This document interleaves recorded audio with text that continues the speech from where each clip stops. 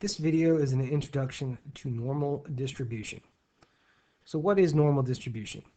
Well, a normal distribution is a probability distribution, sometimes referred to as a bell curve or the normal curve.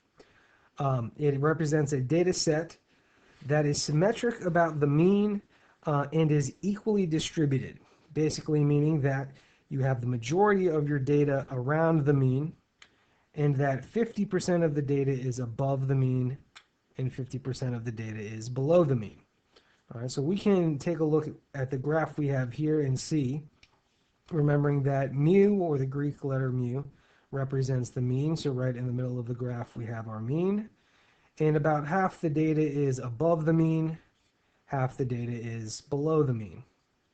Okay, and you've got it kind of spread out with equal distribution on both sides, symmetric.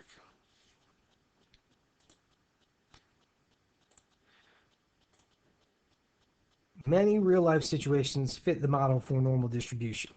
And we've got two histograms here that are representing real-life situations, measurements of chest sizes and SAT scores. And you can see in both examples that if you trace out the general path of the histogram, you get the shape of a bell curve.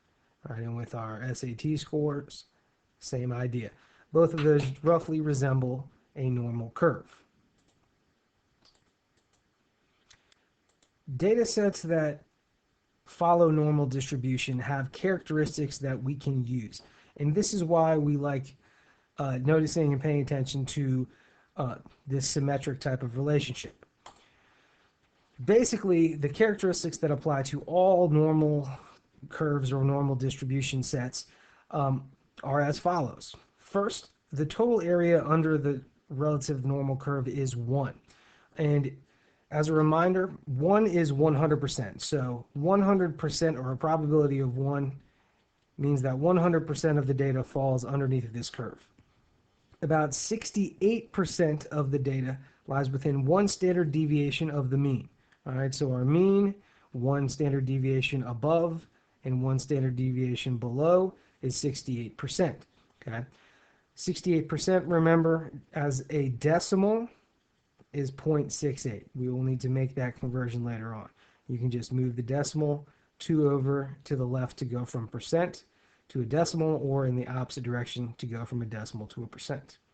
All right, about 95% of our data falls within 2 standard deviations, right? So the mean minus 2 standard deviations, all the way to the mean plus 2 standard deviations.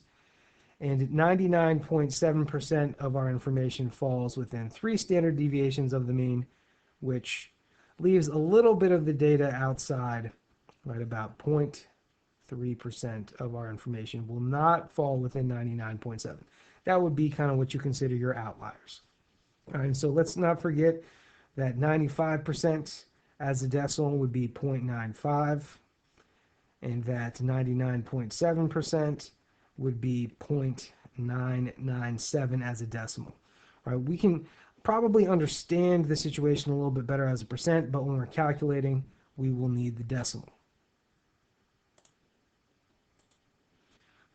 So when we look at the empirical rule, we can look at it as either, 68% within 1 standard deviation, 95% within 2 standard deviations, and 99.7% within 3 standard deviations. Or we can break it down into the individual sections. All right, on the left, we have the actual empirical rule. On the right, we have what happens if you consider the fact that 50% is above and 50% is below. All right, and so to get that 34%, right up there at the top, 34% and 34%, well, 34 plus 34 is 68. So the first one is pretty easy to find. You just divide 68 by 2 and you get 34%. All right, the 13.5 gets a little bit more complicated for some people. That is what's left over above and below. So if we take our 95 and we subtract 68, all right, that's going to leave us with 27, and 27 divided by 2 is equal to 13.5, leaving us with 13.5% of our data in between 1 standard deviation and 2 standard deviations, both above and below. And the 2.35%, we're going to move one more rung up our empirical rule and go to 99.7%. 99.7 minus 95 leaves us with 4.7. And if we divide that by 2, well, we're going to get 2.35. Okay. The 0.15%, well, that's that little bit that's left over. If we looked at the whole thing, right, 100% minus 99.7% of the data within 3 standard deviations, we get that 0.3%, and half of 0.3 is equal to 0.15. Okay, so the two ways that you can look at your empirical rule as they relate to the normal curve.